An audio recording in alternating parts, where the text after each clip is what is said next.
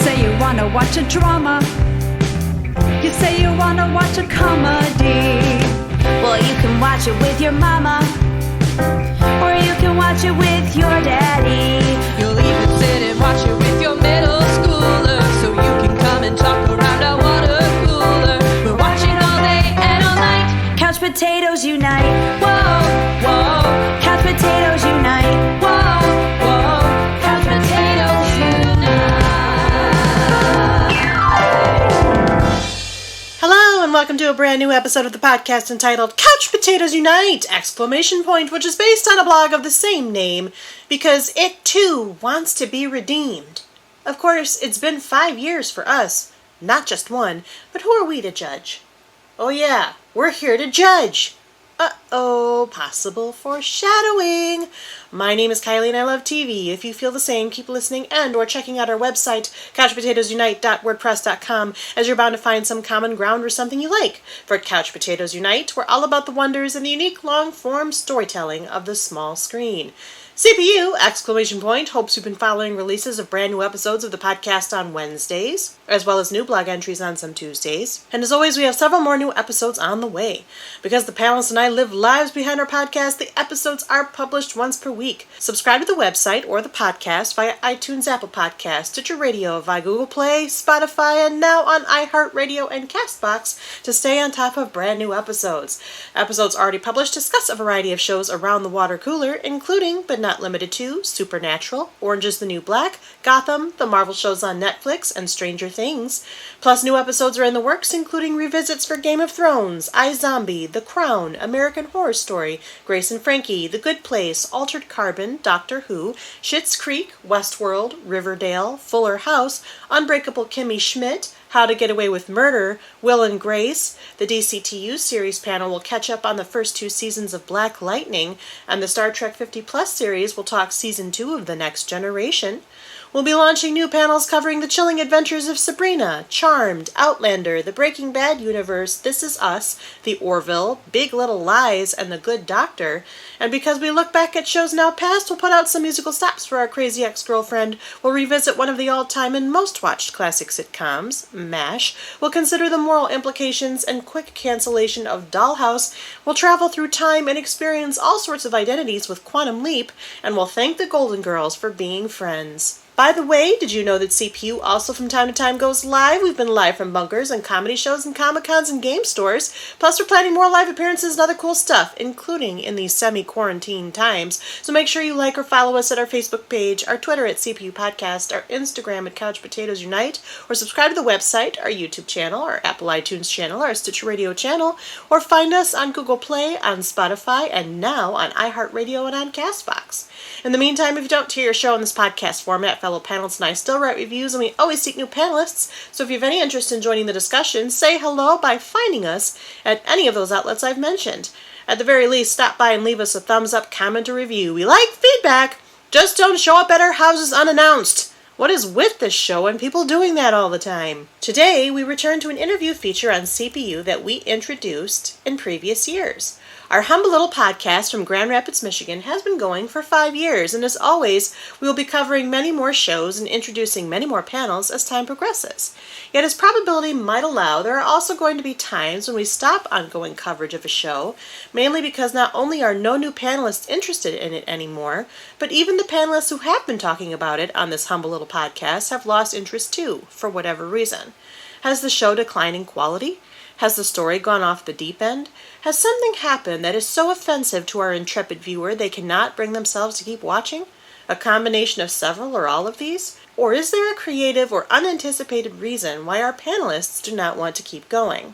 You might have heard the phrase, when referring to people who stop watching shows for some cataclysmic reason or some keystone event, jumping the shark.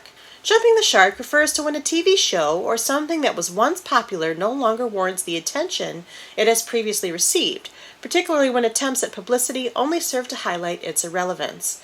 The idiom jumping the shark is pejorative, most commonly used in reference to unsuccessful gimmicks for promoting something.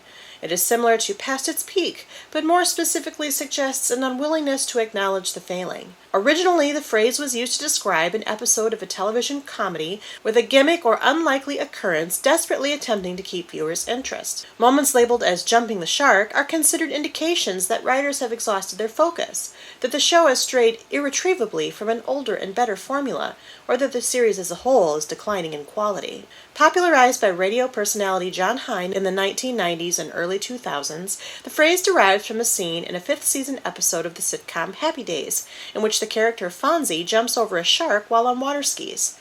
This was deemed a ratings ploy, for it was outside the original thrust of the sitcom. Well, today we continue our Shark Jumpers Anonymous feature, wherein even though a show might have life left in it because of network renewal, our podcast panel simply does not have the interest to keep talking about it anymore. This series is an interview-style feature where panelists must answer pre-written questions to explain why they have stopped watching the show at hand, or why they haven't yet, if applicable. If there are any panelists left standing at the end of the interviews, they will have the opportunity to return to CPU a final time once the show has officially ended to reevaluate their decision to keep watching and to justify whether or not doing so was really worth it in the end. Our fifth show on the chopping block for today's episode, 13 Reasons Why. CPU last covered this Netflix drama following Season 2 in May 2019. On this panel, the remaining constituent members, namely Kristen, Emily, Jeremy, and Amie, one of the panelists departed for life's greater journeys, recorded 2 prior episodes about this show. All of these panelists have been with this panel since the beginning, as we have talked about 13 Reasons Why since the release of the first season. For a detailed plot summary of the show, listen to the prior episodes via our feeds or our website.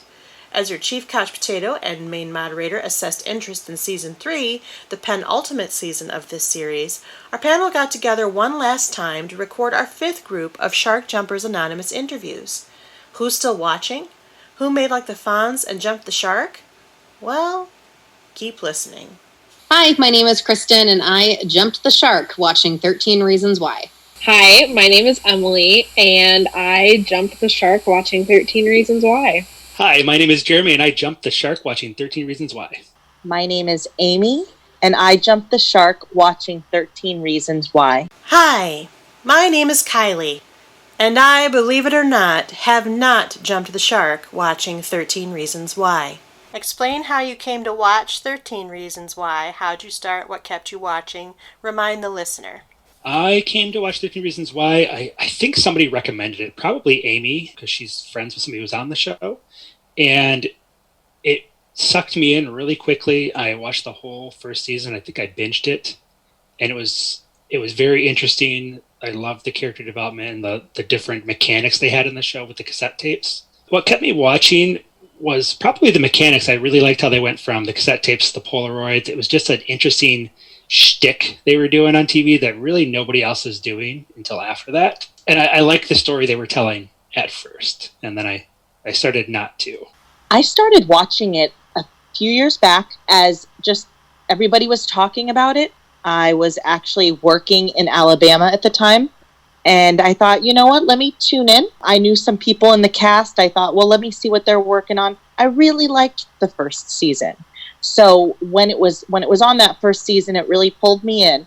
And I continued to watch it after that first season. So I started watching 13 Reasons Why after the big, social media blow up about how wonderful the show was. I was a little hesitant to watch it at first just because of reasons. 13 of them?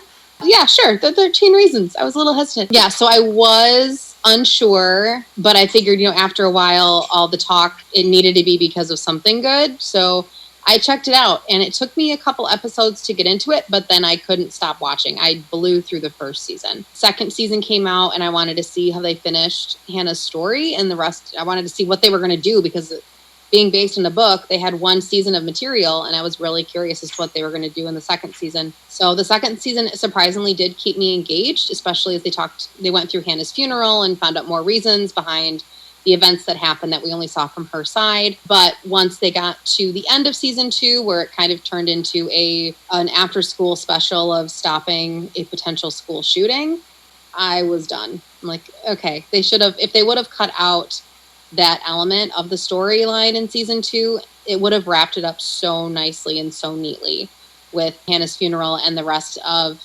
that friend group healing and moving on. Yeah, that's when they lost me. I started watching because I actually read the book like pretty much when it first came out, I think, and I loved the book, so I was really excited to see what the show was going to be. I watched the first season. I enjoyed is a weird word to use when talking about 13 Reasons Why because of the topic, but I enjoyed the first season, and so I was really excited to watch the second season and to see where they took it, and then that's where I stopped. 13 Reasons Why, well, as you know, I produce this podcast. I host the podcast, I produce the podcast, and when 13 Reasons Why came out in 2016, I believe the year was, or maybe 2017, it blew up the social media water cooler. People loved it, people hated it, people had a lot of controversy about it, and it was one of those shows that I identified as being one that the podcast really needed to cover. In addition, one of our panelists, Amie, actually knows Christian Navarro and Brandon Flynn, who play Tony and Justin, respectively. She knows them in real life from her previous employment, and so there was an opportunity at the time that we might have been able to talk to either one or both of them, except that the show got really, really huge and they couldn't make commitments to talk to us, which is totally understandable because they had to do press and go to events and continue to film season 2. And that renewal was a surprise at the time because the first season was based on the book, and the book's plot was exhausted by the first season. So none of us were sure that there was going to be a second season, including the cast, and then there was a renewal, and then they had to be rushed into production so that Netflix could capitalize it. So I started a panel, and we were going to interview them. It didn't work out, but we just continued to talk about the show. So that's what made me start watching. What kept me watching, other than the fact that I produce the podcast and moderate the panel, is the fact that it was very engaging, riveting, and obviously very in your face about issues such as addiction, sexual assault, and suicide in ways that I don't think any television or film has been before, and it's that reason that made it so controversial.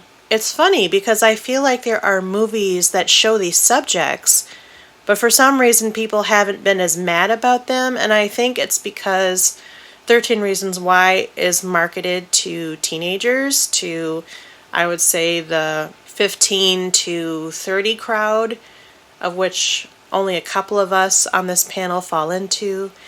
And that controversy kind of contributed to the hype about the show at the time, because there was, the show has not shied away, or did not shy away at the time, from showing very sensitive subjects without placing the proper warnings about what could be viewed if someone chose to watch the television show, as well as now they're providing a resources website at the end of each episode, but they were not doing that during the first season upon the show's release, which is what caused all the controversy. I like the aesthetic of the show a lot, and I like the music. There's a really great musical selection that's oddly Gen X, and we talked about why I think that's not a mistake. I think they're trying to appeal to who are predominantly the parents of Gen Z, who would be the kids in the show. I like the fact that there's a high caliber of acting talent that comprises the cast,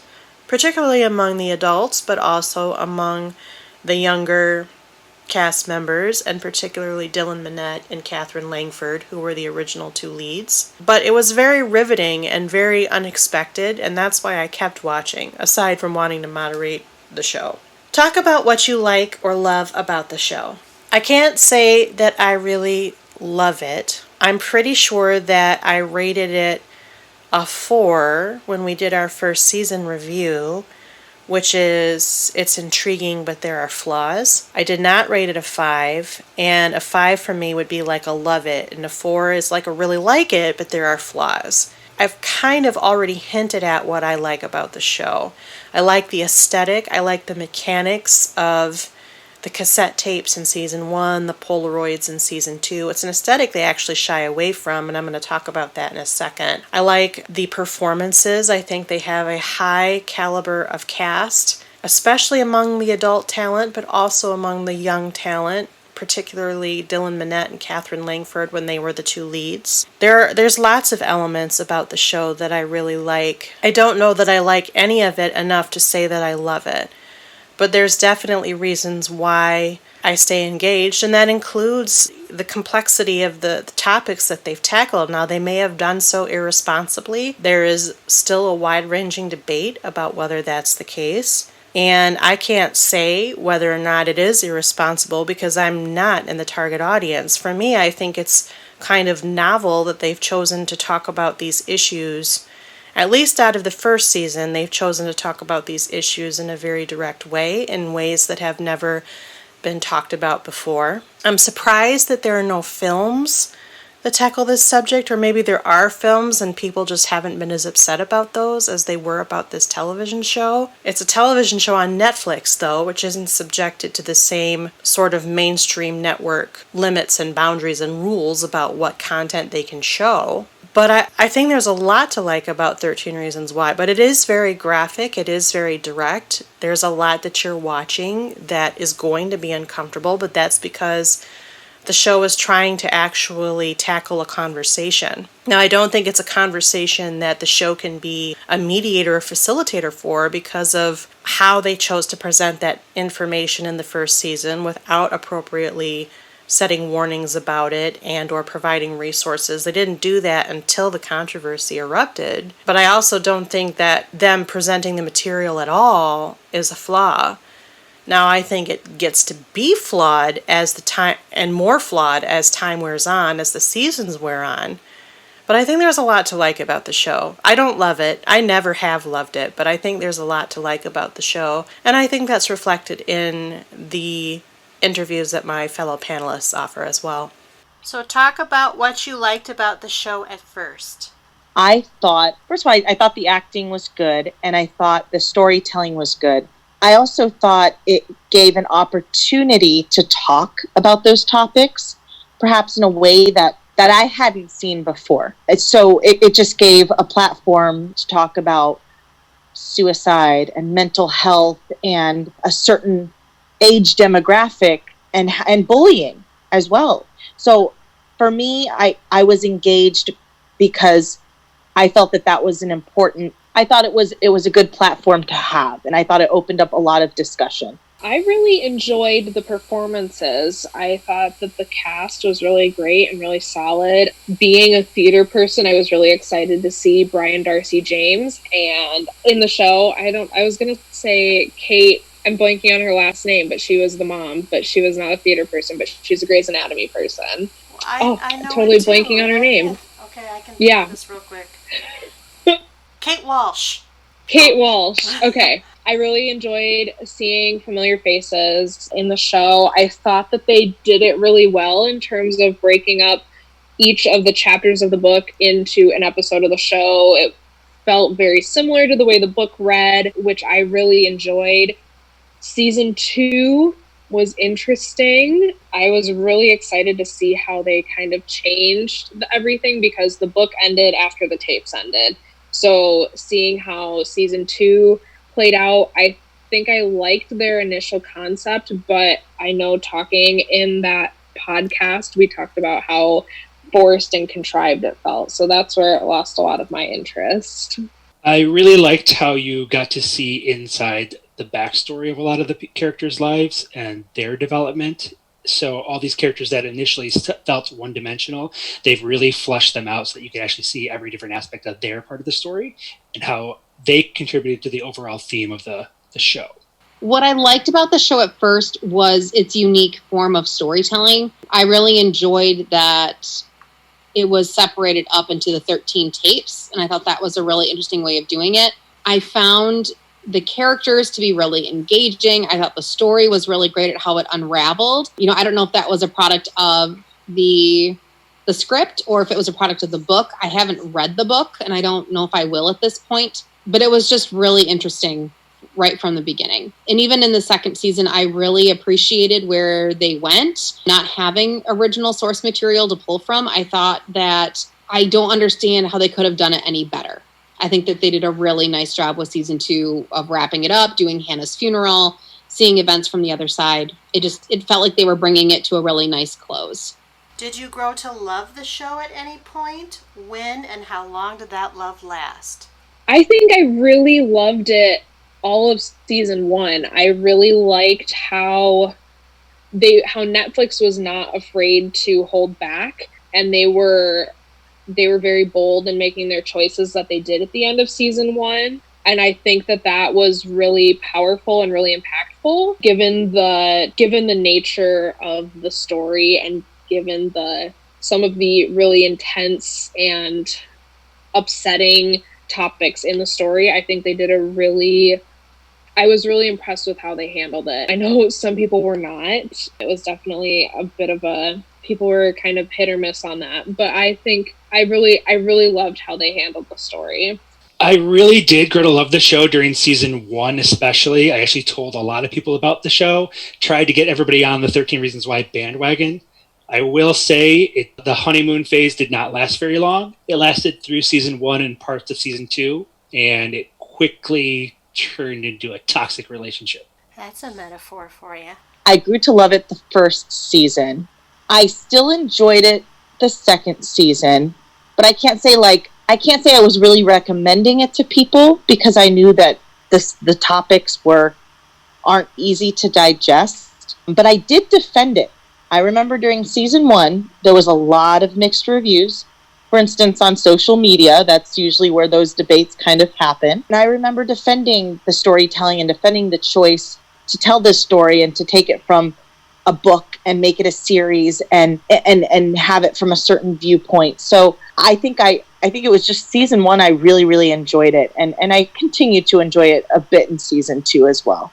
I don't think it was a love for the show. I definitely liked it. I mean, I did watch season 2 relatively soon after it came out. I didn't jump on it right away, I don't think. But once I got into it, just to see, because I was kind of just curious, what are they going to do? But once they kind of got me into the storyline, I finished it pretty quickly. But yeah, there was never a love for the show. It was a like at its best. So when specifically did it take a turn for the worse? What didn't you like?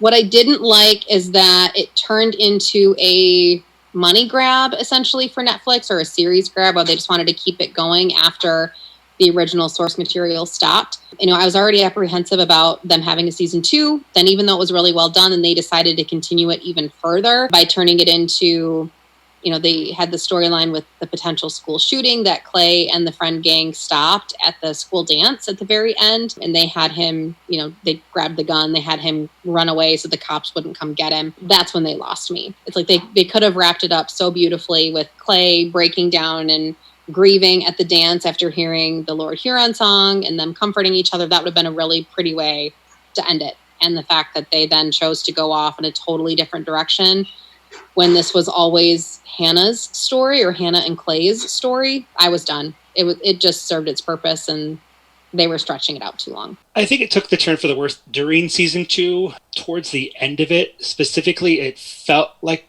they were trying to jump on every bandwagon they could for different political issues, which, yes, they do need to be talked about, but it felt a little like flavor of the week kind of issues. And I think they should have spent a little bit more time developing one set of circumstances before jumping on to a whole new one. I think it could have been done after the second season. I feel like when they were going through investigating this whole trial and all of these new stories that would come up about the main character and things like that, after a time it felt really forced, and I didn't know where my focus was supposed to be. And I feel like it felt a little forced, perhaps because it was going outside of the original source material, the original book. So I started to feel, okay, one season for the actual event happening and how people are responding, another season for the aftermath of that. Anything beyond that is way too excessive. And I was not interested in anyone else's story after that, going into other really heavy subject matter. And it's not that I'm not interested in that and another teenage subject matter with respect to like mental health and, potential like school shootings or violence or anything like that. I'm not saying I'm not interested in that. I just don't think 13 Reasons Why needed to go that route. Why not just start another series if you want to explore these other topics? It just felt forced after a while, and I just wasn't interested. I think it was most of season 2. I think I liked the first, I'm trying to remember, because season 2, I watched that so long ago. I think I liked the first couple episodes of season 2, and then it started to feel really forced and really fake. And it started, we talked about this in the podcast as well, it started feeling like they were changing the narrative and changing the way that they had set things up in season 1. And that was really where interest, it felt like going back on the decisions that they had made in season 1 really bothered me. So you've jumped the shark. What finally made you decide to jump the shark? What was the last straw? Again, just season 2 in general. Finishing that season, I was really upset with how they handled. It almost kind of started feeling a little Glee-like. I was on the Looking Back on Glee podcast episode, and we talked about how it felt like they were trying to pull these scenarios from current events and like forcing them to fit the mold that they had already created. And it kind of felt like they were doing that with the end of 13 Reasons Why season 2. So I just didn't love it. I never felt the need to finish the story. And typically I'm that type of person, like Glee, for example, again, like I felt like I really needed to finish it and see it through. And I definitely don't feel that way about 13 Reasons Why. Nothing about season 2 kept me interested. I basically finished that season to record the podcast. And then we all made the decision for season 3 to not continue. The reason I jumped the shark on 13 Reasons Why was essentially because they turned it into a money grab for Netflix, or a series grab. It got so popular that they just wanted to keep it going, even though the original source material had long since run out. I'm a big believer in, if you're going to use an original source material item, such as a book, a comic book, what have you, don't overrun the extent of the content. Like if it has a very defined beginning, middle, end, stick with that. 13 Reasons Why was just a one-off book. They stuck to it for season 1. They expanded upon it for season 2, which they actually did surprisingly well. I really enjoyed how they did it, everything leading up to Hannah's funeral. They gave a really great send-off for her character, and they really saw the other side of events. It was a very creative way to make more material where there wasn't one, but that's where they should have stopped it. With the final scene of Clay and all the friends at the school dance, and he breaks down when the Lord Huron song plays, that would have been a beautiful ending, that he's finally grieving the loss of Hannah. And instead, they decided to extend it for a season 3 and a season 4. That's when it lost interest for me, is that they were starting to turn it into an after-school special, which I'm sure that we've talked about before in previous podcasts. And yeah, it just, what's the point after that? It tried to turn it into something that it wasn't.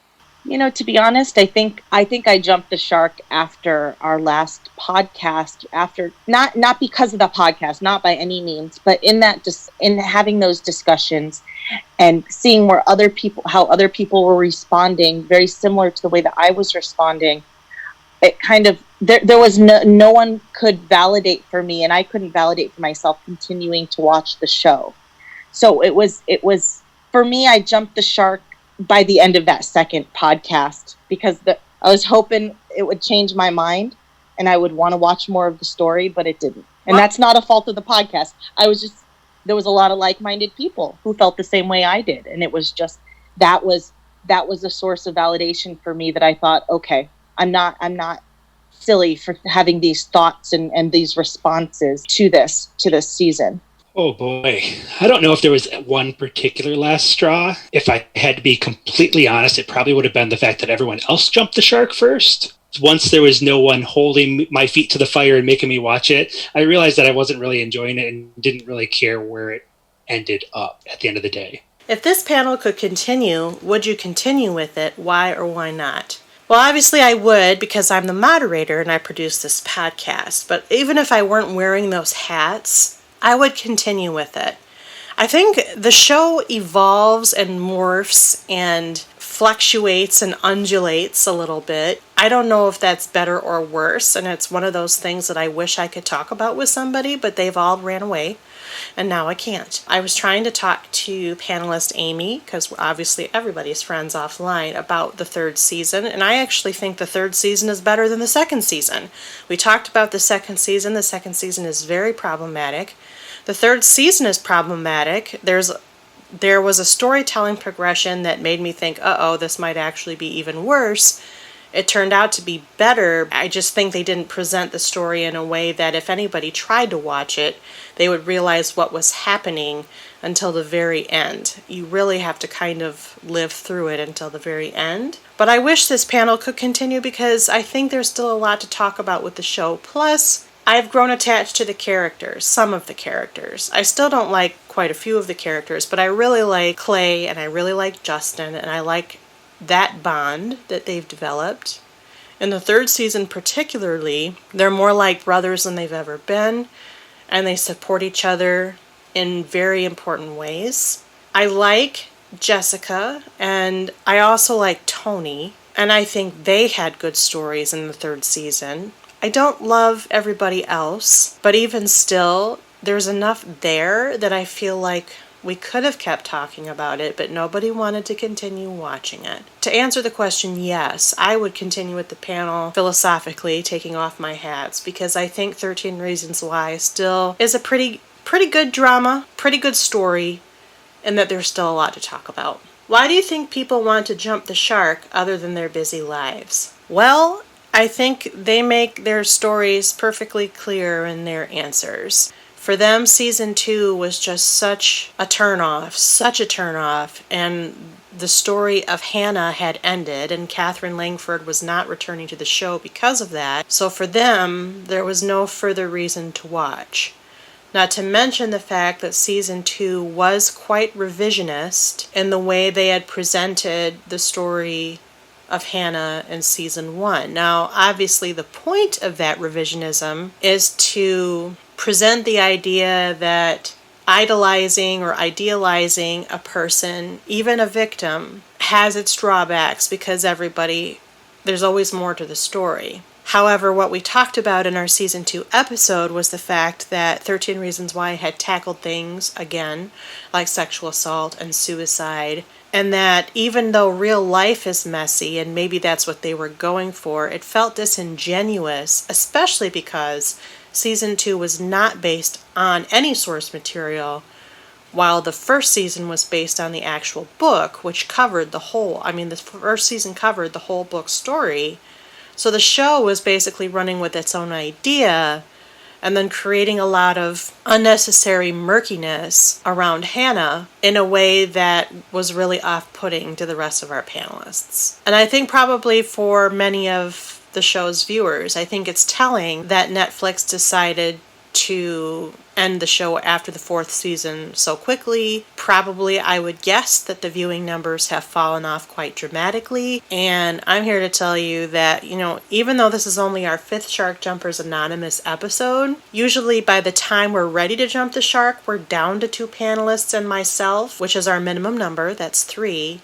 That was not the case with 13 Reasons Why. And they were all, when I asked them, did you want to talk about season 3? All of them said to each other, well, I don't, but if the others do, I will. And then, of course, when I asked them, since you're all saying that, does that mean you don't want to talk about it? They were unanimous in saying yes. And it was just mind-boggling. And then I was also not able to find any other panelists. We put it out on the web for the first time. I've never had to advertise for the show. And nobody else wanted to jump aboard either. So 13 Reasons Why, I think, has suffered a major decline. And I'm not surprised that people want to jump the shark. I actually question my personal completionism here, but I didn't hate season 3, and I'm probably going to watch season 4, and I'll be your final thoughts person at the end, as if you follow these features, we offer final thoughts, so I guess get ready for that. Do you think the shark jumpers are making a mistake? Why? If no, why do you forgive them? I don't think they're making a mistake. Unlike in our Agents of S.H.I.E.L.D. podcast, panel where I do think one of our panelists was making a mistake. I don't think that any of our panelists are making a mistake. They were all, even though they were not interviewed together, they all basically said the same stuff, and I can't blame them for thinking or for feeling that season 2 was somewhat of a betrayal to them as viewers and how it was presented. Even though it was, again, I could see the point of it. It was trying to show the human flaws, even in victims, and to probably even talk about how the system tends to blame the victim. It just did it in a very, very messy way, and in a way that was not based on source material, so it was hard to buy it. You couldn't suspend disbelief because, especially, there was a couple of our panelists, and I think that's Emily and Jeremy, they've read the book, so it's hard to suspend disbelief when you know that the show's writers are going off on their own. I think that some of our people were borderline and really only wanted to do it, might have been motivated if others had been motivated. And I don't motivate panels. I'm here to moderate or to pinch in, but nobody was motivated to do it, and I can't blame them. And I think that's true of a lot of folks that started watching the show. Plus, it is a very difficult subject. I think it's gotten less graphic and less controversial in the later seasons, but I guess to say they're making a mistake, no. I forgive them for it. I just wish that I wasn't the last person standing so quickly. So what would you say to the show's creators in light of this turn of events? Don't try to squeeze it all in there. Really, just they had to focus on her one story and the results of the suicide and the chain of events. But beyond that, if they wanted to tell a different story, they should have ended 13 Reasons Why and started a new series. That's it. They just tried to milk the series, I think, too much.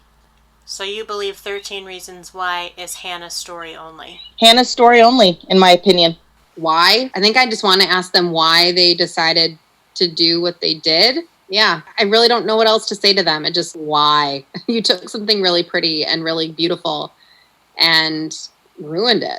I would say that they should have ended with season 1, or if they really felt the need to do season 2, they should have just ended it there and that been the end of it. I think season 1 was so great and did a really fantastic job encompassing the book and the story and sending the message that they wanted to send. And then season 2 just kind of erased all of the progress that I felt that they had made with season 1. So for them to then move on to do a season 3, I just think it was kind of ridiculous. And I think they're doing a season 4 as well. To be fair, the 4th is the last one. Finally.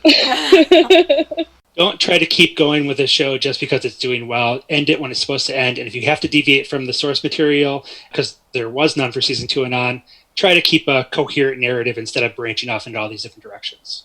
What did you hope or expect would happen instead, or did you have any hopes or expectations? I had some expectations for season 2 and hopes for season 2, and at the end of it, it was somewhat rewarding because some of them did happen. Like what? But I gotta try to go back in my head and remember.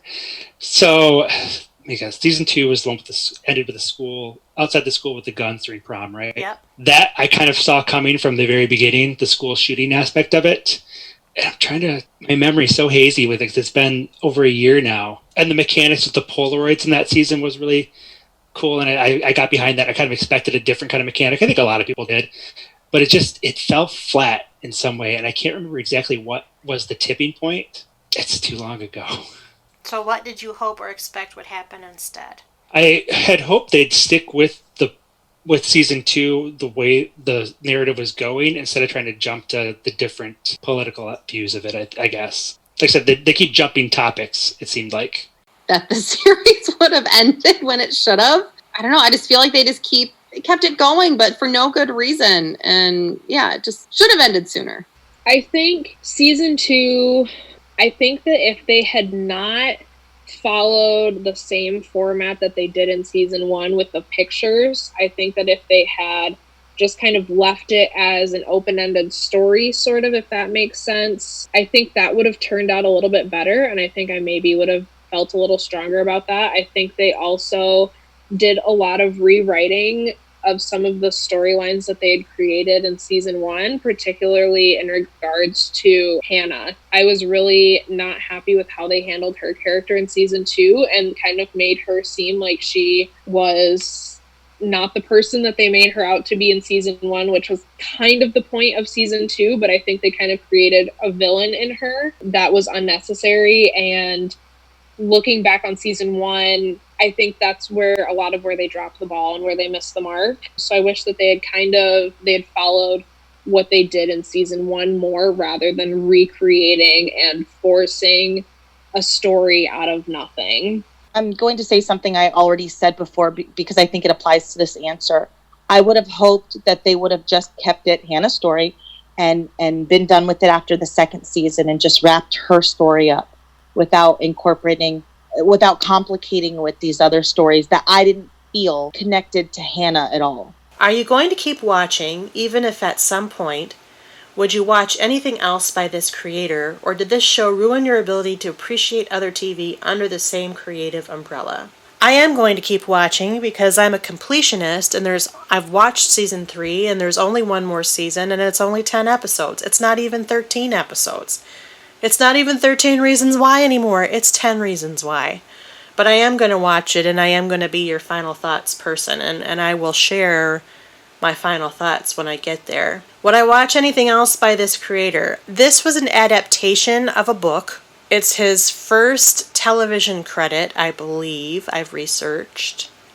I think his history is more theatrical, based on other interviews and information. I don't think I'm prepared to commit to this creator yet. I don't think if I saw that Brian Yorkie created another show that I would be motivated to watch it based on him. I am motivated by creator credits.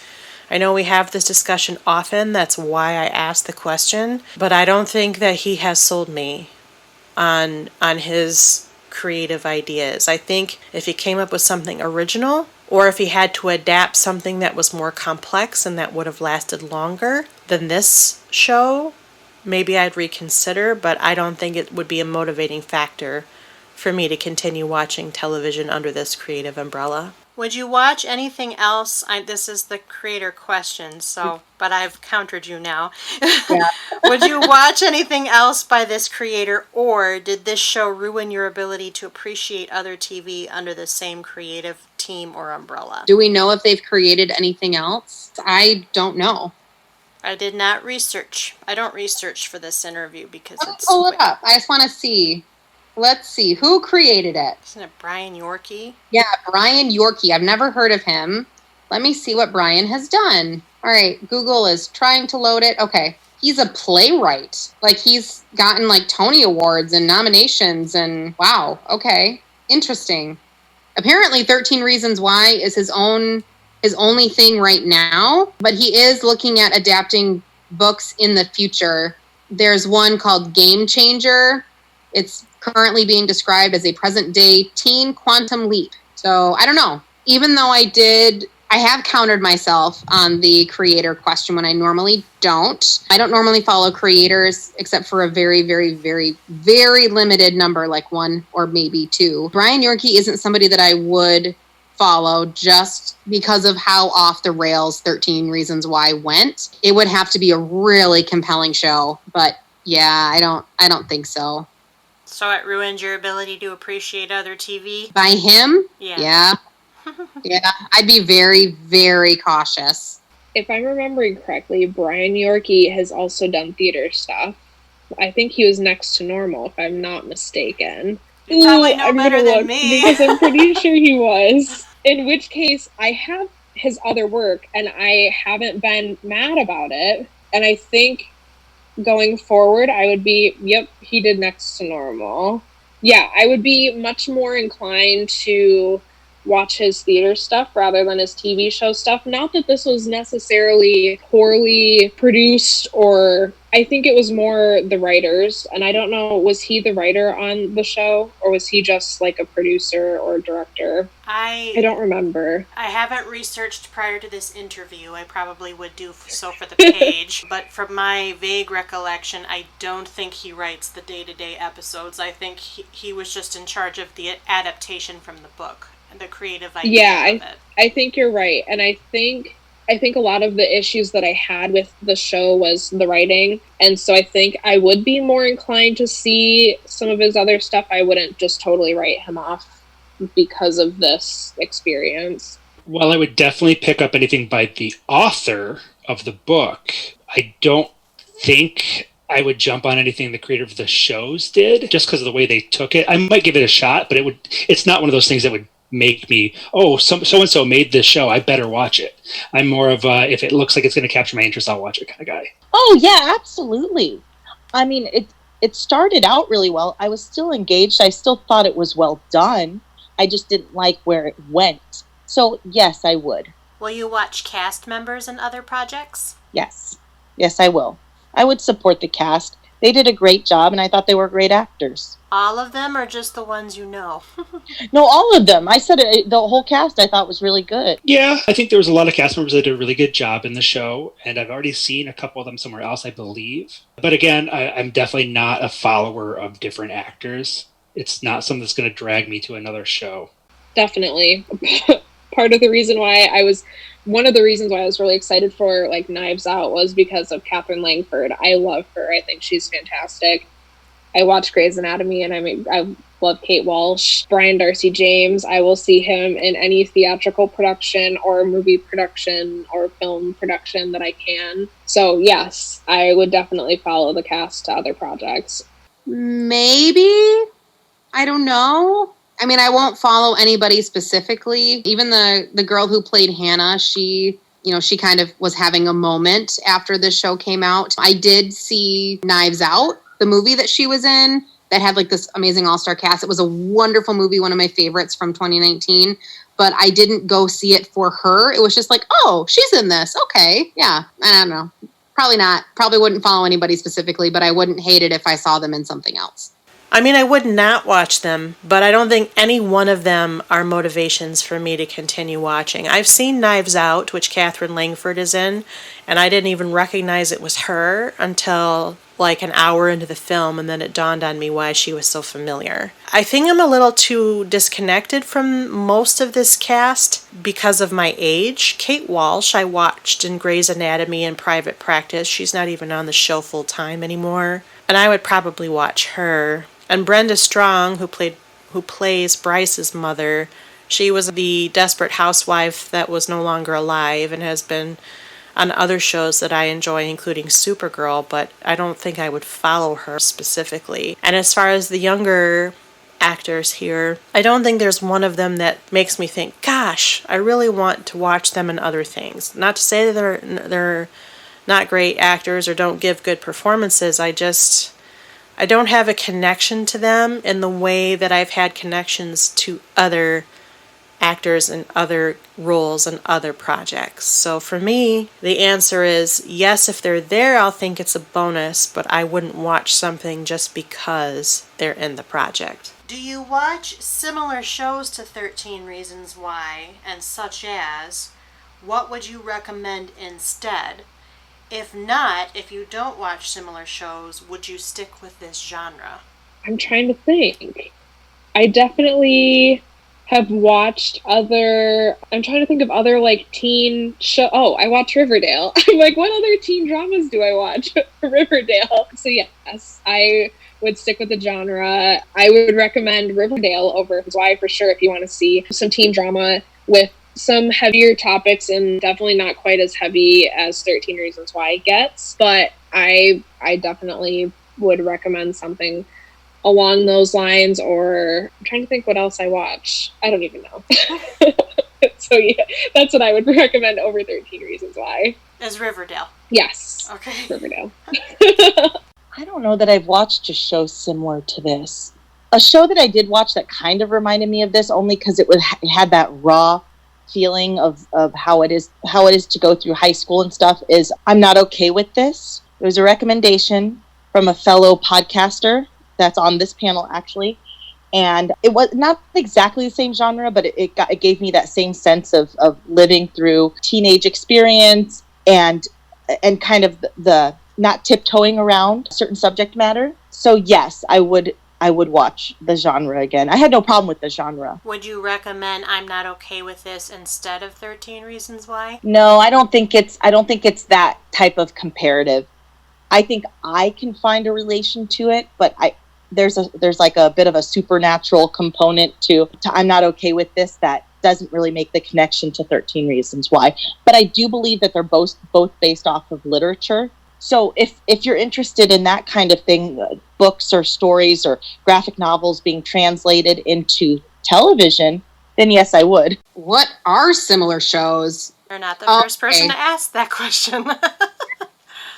So according to Google, and like other articles that have popped up quick on my search, it's like, if you like 13 Reasons Why, you should look at Riverdale and Pretty Little Liars and Gossip Girl and essentially all like other like teen soapy dramas. I like some teen soapy dramas, but I don't really know if I'd compare it to anything just because this one is so different in its storytelling with that very specific tape. What's the word I'm looking for? Mechanic.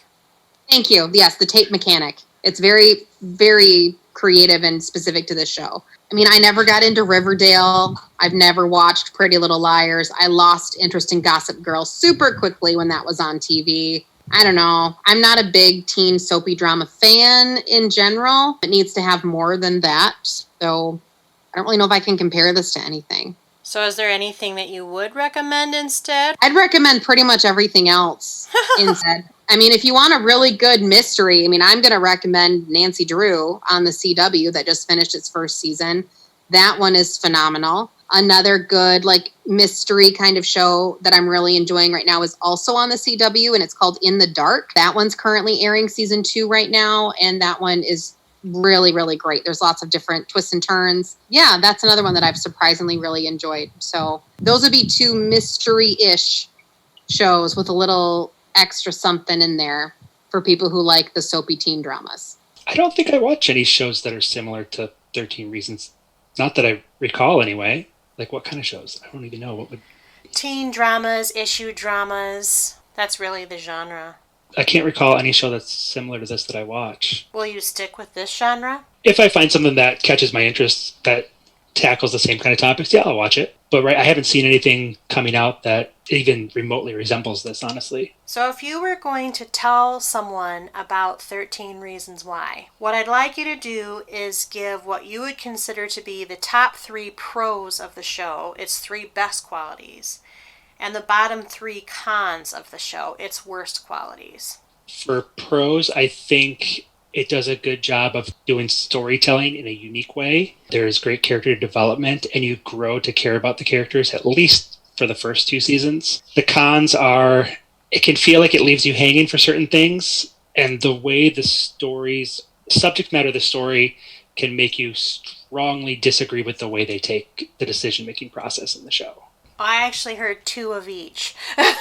So the 2 pros were the stories of season 1 and the character development, and then you kind of went on to they make you grow to care about the characters. The mechanics. Okay, so the mechanics. The storytelling mechanics. Okay, so the story itself is an individual pro, and the mechanics is an individual pro, and the character development is an individual pro. Correct.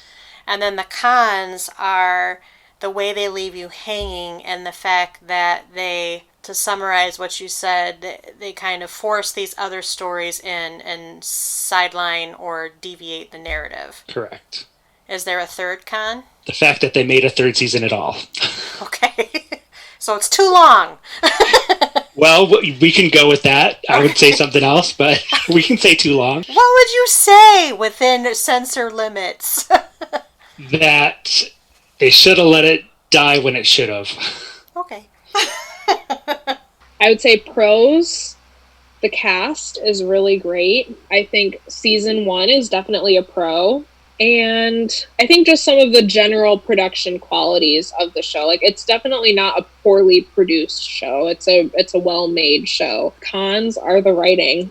Season 2 and probably, I mean, I can't say seasons 3 and 4 because I haven't watched them. I'm going to say the writing again, because I think the writing just really... You can't count it twice.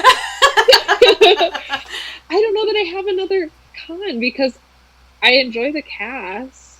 I don't know. Yeah. That's where I'm at. Okay, we'll leave you at 2 cons. You don't Okay, get to count okay. something twice. Okay. I enjoyed the storytelling. I thought the storytelling, especially in the first season, was good because you kind of saw a couple of different viewpoints. So that's one. I enjoyed the acting because I did think it was pretty natural and well executed, given the subject matter and the teen angst and the emotions that go with that. That's 2 for pro.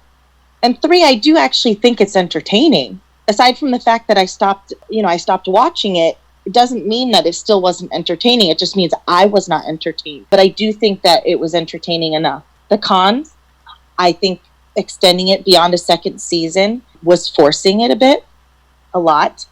I think one of the major cons, it should be number 1 actually, is that when it initially aired on Netflix, they didn't have the warnings that they've inserted since then. And I remember I didn't see those, and that was a very big deal to people, and rightfully so. They should have had resources for suicide. They should have had trigger warnings. They should have made more. Netflix and the creators, whoever makes those decisions, should have been more considerate and aware of that. And I don't think I have a third, really. I mean, I think those are my 2 biggest cons. I don't really have a third. My top 3, number 1 would be the creative storytelling with using the tape mechanic. I thought that was really great. Another one would be some very strong performances by these relatively unknown actors and actresses. And the third one would be how well they wrapped up the storylines in season 1 and 99.9% of season 2. They didn't leave me hanging. They didn't need, I didn't feel the need to keep watching past season 2 because they wrapped up the original storyline so well. Bottom 3 things, trigger warnings. They have course corrected after the big social media uproar came out that there weren't trigger warnings when it was first airing, especially during season 1, because they do touch on some very sensitive topics such as suicide, and there's a little bit of romantic partner abuse and eating disorders. So the fact that they didn't include trigger warnings up front, not a smart idea. Another bottom 3 would be the fact that it just keeps going. And I feel, it runs out of steam. Should have ended sooner. Already talked about that. And then number 3, with a lot of these teen soapy dramas, this is kind of across the board. The relationship dynamics between the teenagers and the parents can be very unrealistic. And especially how they portray some of those relationships in this show are particularly bad. Whether that was part of the original source material or whether it was a creative choice for the TV show, I'm not sure. But a lot of that, and again, I'm in my 30s, so I have a slightly different perspective on it, even though I don't have children. The relationships between parents and kids seem very, very unbelievable. This is going to be very easy for me. The pros of 13 Reasons Why are the aesthetic, the difficult conversation, and the music. Nobody's mentioned the music, but I think 13 Reasons Why has an awesome soundtrack.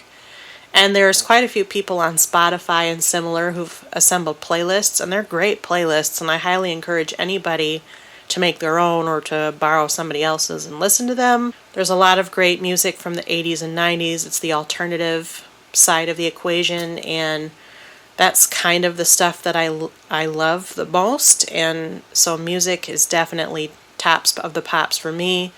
Again, I love the aesthetic and the mechanic of the cassette tapes, the Polaroids, and the first couple of seasons. That's what gives the show its name, and I think that it was a unique way to present it, and kind of kitschy. I mean, the book is older, obviously, but cassette tapes and Polaroids, those are kind of coming back into fashion just now. And the fact that people the fact that the author and then the show's creators and writers thought to continue using things like this is interesting to me. And it was one of the things we analyzed at length in our first season review, because these are things that were available to the parents of these kids. And they're available to the kids now. If they were real kids, they would be available to their real parents and them. But it's not, people are more likely to do cell phones and computers and tablets, and there are other devices. Cameras are everywhere now. Why would you bother with a Polaroid? That kind of a thing. So, and the difficult conversation. I think that's a pro. In the first season, I think that's a pro. Now, The bottom 3 cons include the way they handled that topic, that message, without appropriately recognizing the ramifications of it. I think they made the show and they knew it would be in your face, but I don't think they anticipated the level of controversy that came out of it. And they should have been more forthright. They should have maybe done a focus group. They should have thought of having those resources and the so-called trigger warnings up front. It's the norm now, and I don't know if that's a norm that was created by 13 Reasons Why, or if 13 Reasons Why forgetting about it only reinforced that norm, but that is something that the show and the network should have thought through together and done from the jump. The show might have been in a different place today if that had happened, so that's one flaw. The second flaw is the writing. I applaud the writers for trying to evolve the story beyond the book. I don't think that they are equal to the task of what the book actually presents. The second season, as I said, and as the others have said, is very flawed. It demands a lot of the viewer after spending 13 reasons why we should trust and believe Hannah. There's now 13 reasons why we should distrust her and find out all of this new information that sends us into a tailspin and makes us think, and also calls for some sympathy for some of the people that she was sort of calling out in the first season. And I don't think that is really the direction they should have taken. And if they were going to take that direction, or, if they were going to stick with this direction, I think the way they executed it was terribly poor. And that's why, again, we're in this situation. It totally turned off our other panelists and probably a bunch of other viewers as well. And then the third season, I would say, is kind of middle of the road between seasons 1 and 2. It loses the mechanic. It loses the 13 mechanic. It says evidence in each of the individual episode title, the opening credits. It says a 1, 2, 3, and you're seeing the different evidence, but the evidence is not even focused on. The material pictures that you're seeing in the opening credits do not become the central focus of the episode. It's very character-based in the third season, and while that's okay, that's also a major swing. So the writers are just, they're kind of flailing. So messy handling of the in-your-face, direct topics. The writing is erratic. And then finally, I would say that some of the characters, some of the actors behind the characters, especially in the younger sect, are not as equal to the others. And they also introduced a new character this season, third season, season 3, which I've watched, nobody else has, and her name is Amie. And she becomes the narrative voice in Hannah's absence, and she is a highly problematic character. The way she's dropped into the story, what she does as a character in season 3, which is basically insert her nose into a lot of situations that she shouldn't be doing that. Clay gets heavily involved with her again. He seems to have a type, and the type is spontaneous but fractured women who have pasts and have issues, but then don't have a problem getting into other people's business, I guess. Only Amie is worse. Hannah, maybe they're not the same, and maybe they're not a type, except for the spontaneity, and maybe their ability to call Clay out on some of his more obsessive qualities. But Amie she's a tough sell, so even if these other panelists, the ones that abandoned me and jumped their sharks and I'm sitting here, had continued with the show, I think they'd have a real problem with her, because I certainly did. By the end of the third season, the only characters I cared about were Clay, Justin, and Jessica, and to a lesser extent, Tony. Everybody else I did not care about, don't care what happens to them. I want to know what happens to these 4. For that reason, I'm going to watch the 4th season. But Amie is still in the picture, and I wish she wasn't. It demanded a lot of suspension of disbelief to actually sit down and walk through. And I actually feel like the 3rd season could have been less than 13 episodes as well. It could have just been 10 or maybe even less. But they padded it out. And a lot of it was her retreading the same bits of story, and a lot of the story seemed kind of recycled, but except for the fact that the central focus was that somebody had killed Bryce, spoiler, spoiler, spoiler, and everybody was trying to figure out how that happened, and Amie had some sort of congenial relationship with Bryce. And I don't want to spoil too much because we're jumping the shark, and maybe you'll come on and want to talk about season 3 with me. I did not love that character, nor did I love the performance behind that character. I don't think it's the actress's fault.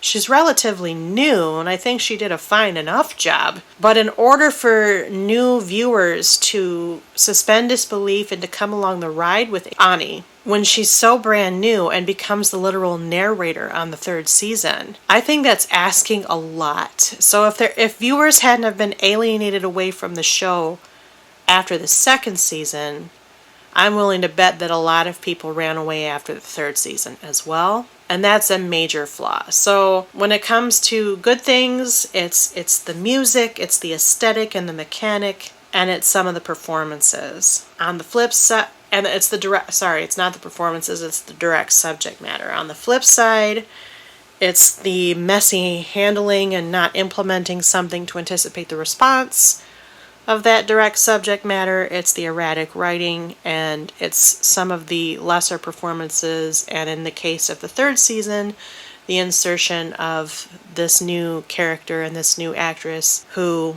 I think they could have gone a different direction. I don't know why they included her, and I just think if other parts of the story weren't alienating, I think she has the capacity to alienate further.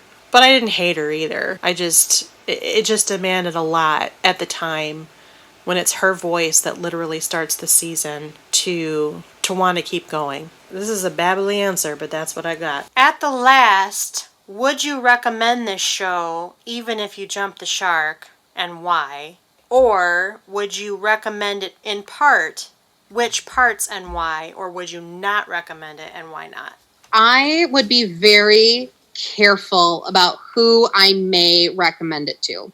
I would not recommend it to everybody, like blanket. I would not make it a blanket recommendation. I'd be very, very specific, but I'd also be very hesitant. I would only partially recommend it as far as only watch season 1 and season 2 and ignore that last 30 seconds of season 2 when they start off the season 3 storyline. Yeah. Only partially, and only to a very, very small group of people who also don't have traumatic experiences where elements of the show could affect them in a very negative way. I would recommend it in part. I would say that if you've read the book, watch season 1. If you haven't read the book, you could watch season 1, but that's where my recommendation ends. Just season 1. Okay. Yep. Why? Why would you recommend season 1 only? I think season 1 was done really well. It follows the book really well. It was well produced. The actors are fantastic. I think it was well written and pretty well adapted from the book. Season 2 is not at all like that. It's not like the book at all. It's trying to follow in that mold, but it doesn't do so successfully, in my opinion. I could only recommend parts of it. Season 1, most of season 2, if you don't mind not watching season 3 and leaving it on a cliffhanger, just because I feel like it was going in a direction that I maybe not care about where it was going anymore. But the first one was amazing, second one was So you initially stated that you would recommend part of season 2. Where would you suggest that a viewer end? Well, it's hard to end any season in the middle of one. If I had to say, about 2/3 of the way through season 2 is when I started getting that feeling like, I don't like where this is going, and it's starting to lose interest. So around episode 8 or 9? Yeah. Since there's 13? Right. Reasons why? This is a tricky question for a show like this because it has so much trigger material. I would say, aside from that, I think, yes, I would, but it would depend on my audience or the people I'm speaking to. I think it deserves a watch, and I don't think everybody will agree with why I jumped shark, so why wouldn't I recommend it to people? I stuck through it for 2 entire seasons. Let other people make their decision. There are people who wanted to finish and wanted to know more about the characters, and that's great. So, yeah, I would recommend it, but I think I would be very selective on who I recommended it to. Regardless of who I know or don't know in the show, the subject matter alone is, like I said, is a trigger. Now, if people have read the book, then they know what to expect. If you've read the book, you should see the series. I support the series, see how it compares, see how the storytelling compares. At the end of the day, yeah, I'd recommend it. The whole thing or just the parts you saw? I can only recommend the parts I saw because I didn't finish. Mm-hmm. So, I mean, there could have been phenomenal. It could have been like phenomenal additional episodes. And I just didn't watch it, so I can't recommend them, to be fair. So it's funny. So many of my fellow panelists said that they would recommend this show in part, and specifically season 1. A couple of them said both the first seasons, but everybody said it's just season 1. And yet they're not continuing to watch the show. I might have recommended it after season 1, but I'm actually going to retract that recommendation for right now. There's one more season and I need to see how it ends. I'm leaning towards not recommending it at all because for me it's against my composition to recommend anything in parts, number one. And number two, there's a lot of equivocating that has to happen to get you to even motivated to watch this show. Because if you've heard of it, it was because of the controversy. If you've heard of it and you've never watched it, it's because of the controversy around it. So you've already got to go in with a grain of salt, right? And then to recommend it in part, like just watch season 1. Don't watch anymore. Well, Netflix is, I guess maybe you have better self-control than I do, but Netflix is right there and you could continue watching, and it's the type of show that demands. It actually leads you along and makes you want to continue watching episode after episode, and usually ends the season on there's a sense of finality about each of the season finales, which would seem to indicate that really any of the seasons could have been the end, but the network just chose to keep going until the 4th season. I guess that's where I'm left with it. Like, why would I want to recommend this in part? I guess if I was, it would be the first season for the direct subject matter, but they've edited it out, much of it, since then. I don't think the suicide scene's in there anymore. I haven't gone back to rewatch it. And of course, it's now ladled with the warnings and the resources link and that kind of thing. So to me, it's just been such a slapdash process for this show. Quite an evolution since its beginning. And that, I think, if you're in it, is worth following. But I wouldn't necessarily recommend this to others that they voluntarily start this path forward. It's too hard to explain it. It's too much. If somebody came up and said to me, what's a really good show that talks about sexual assault and mental health issues and substance abuse, tackles all those subjects all at the same time, what show would you recommend? I guess I would say, well, the first season of 13 Reasons Why, it's based on a book, it presents all sides, that kind of thing. But maybe don't show it in a classroom. You're going to need to send permission slips home to their parents. But that's just, I don't think that likelihood is going to present itself, at least not in my sphere. Again, I'm the oldest of all the panelists. I just don't see that happening. The part about a television show is that if it continues, you're looking at how they map the story over all the seasons. And I just don't think that the 13 Reasons Why folks did a great job of that. Now we'll see where the 4th season lands, so I qualify this, but I'm leaning towards I'm not willing to recommend it. The others can recommend it or recommend it in part, but I can't, because I've continued watching, and maybe that makes me better informed. If interest is expressed in reviving this panel, would you be willing to return? Well, of course I would. Moderate it. Produce this podcast. And as I said when I started this, I really want to talk about it. I want to talk about the fact that it's so messy. I want to talk about the fact that there are good parts of the mess that are largely overshadowed by the bad parts of the mess. I think that is this thematic summation of how one can talk about 13 Reasons Why. It's a mess. It's got some good parts. But the thing about a mess is that good things are often obscured or hidden by other messy things that shouldn't be there because they're messy. Maybe you've dropped a bunch of stuff on the floor and you're looking for the thing you need, but your messy floor is overshadowing the thing you need with other things that shouldn't be on the floor. That's 13 Reasons Why. That makes it interesting to talk about and interesting to watch, so I would revive the panel. For the philosophical reasons, I would revive the panel, but I just can't convince myself or anybody else maybe to return. But if you do, please return. Couch Potatoes Unite podcast at gmail.com, Facebook, Twitter at CPU Podcast, Instagram at Couch Potatoes Unite. I cannot believe that I'm the one left standing, and I also can't believe that I'm still standing here, talking about 13 Reasons Why in an echo chamber, and that I will probably be the final thoughts person. So look for that in a few months. I'll be talking about my final thoughts of 13 Reasons Why. Final question. Amie, will you ever recover from this trauma? Yes. It hasn't scarred you for life? No. It'll take a lot more than that. I've never jumped shark before. No, that's not true. I've never been part of a jump shark panel before, and I'm not scarred. Fair enough. Jeremy, will you ever recover from this trauma? Fine, recover. Like, do you mean am I going to finally end up finishing the series and watch it, or am I just going to get over it and stop talking trash about it? You can interpret that however you want. Honestly, with the amount of time on my hand recently, I'll probably end up watching it eventually, just to finally see if maybe they redeem themselves. But it definitely will not be the binge-watching kind of TV viewing I had for season 1. Emily, will you ever recover from this trauma? I think I will. I think I'm already mostly recovered from the trauma. Kristen, will you ever recover from this trauma? Ugh, I don't know. I think because I only watched 2 seasons, I didn't watch season 3. I think I'll be okay. This is not a show I will ever rewatch, so I'm just going to let it fade into my TV watching background memory and never talk about it again. All right. As you can see, the entire panel, in an unprecedented mass exodus here at CPU, !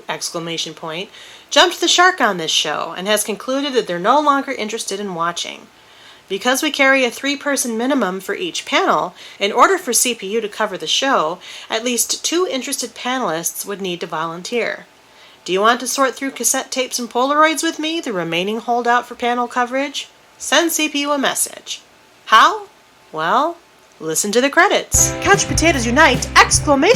Was produced by Back Pocket Productions, run by yours truly, the Chief Couch Potato, which is really another way of saying executively produced by me, Kylie Piette. My associate producers are Krista Pennington and Celine Resmer. I edit this podcast, and our logo is by Rebecca Wallace. Our marketing graphic artist is Krista. Our theme song was written by Sarah Milbratz and sung by Sarah, Amie McDaniel, and Kelsey Resmer. Kelsey played the keyboard, Ian McDonough played the bass, Christian Somerville played the guitar, and the whole kit and caboodle was engineered and produced by Kyle Aspinall and Christian.